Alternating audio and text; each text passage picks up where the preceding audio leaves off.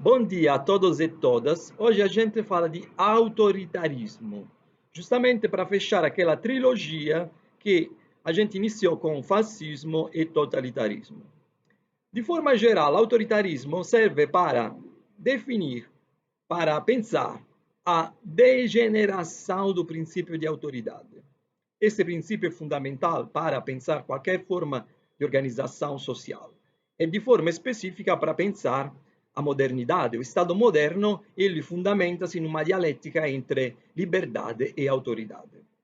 O conceito, ele é repensado de uma forma mais sofisticada, mais profunda, na década de 50 e 60 do século passado, justamente para tentar pensar ditaduras, pensar e classificar ditaduras que não se encaixavam naquela tipologia clássica de totalitarismo que Hannah Arendt associou ao fascismo, ao nazismo e ao stalinismo.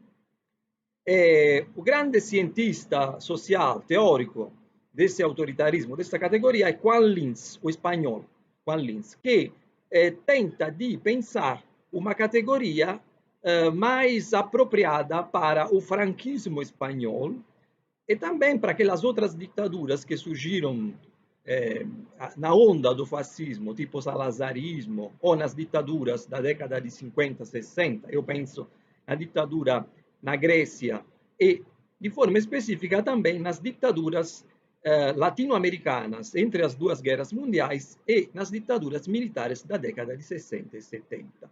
E, para finalizar, também as ditaduras que surgiram nos processos de decolonização da África. Então, vejam uma complexidade, um conjunto de ditaduras que não apresentam aqueles traços específicos do totalitarismo, partido único, campo de extermínio, mobilização total.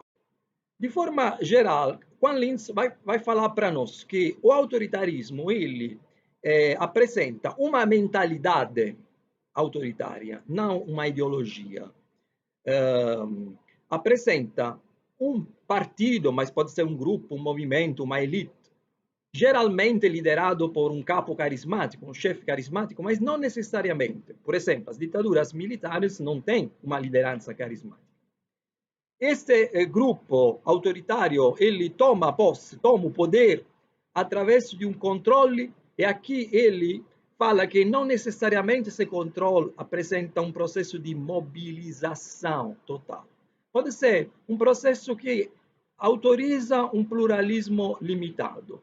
E também depois ele vai utilizar aqueles traços fundamentais de qualquer regime, violência, terror, censura, propaganda, enfim, todos os traços clássicos. Agora, esta definição, que teve muito sucesso na década de 60, 70, resolveu um pouco o problema de pensar essas ditaduras, apresenta algumas questões bem problemáticas.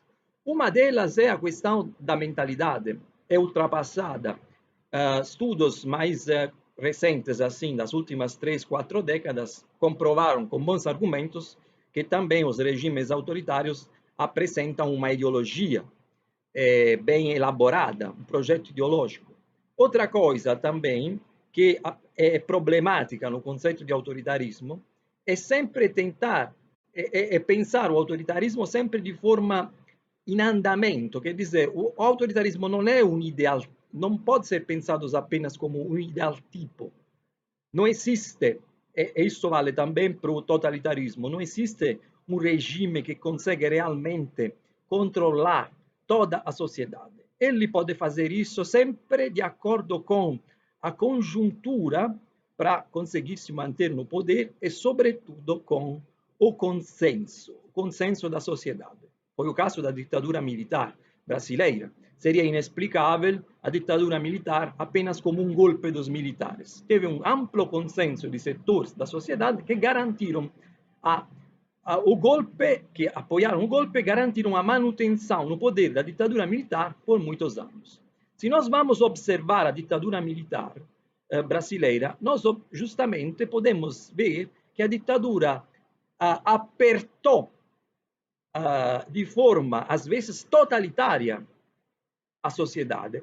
E outras vezes, de acordo com as conjunturas, ela abrir um pouquinho, justamente para se manter no poder e garantir o consenso. Então, a sugestão final é que autoritarismo é um conceito muito importante, justamente para pensar essas ditaduras que não apresentam partido único, mobilização, campo de extermínio, desde que sempre essa categoria seja pensada de acordo com a própria trajetória em ação dos regimes e sempre em uma perspectiva dialética com o conceito de totalitarismo.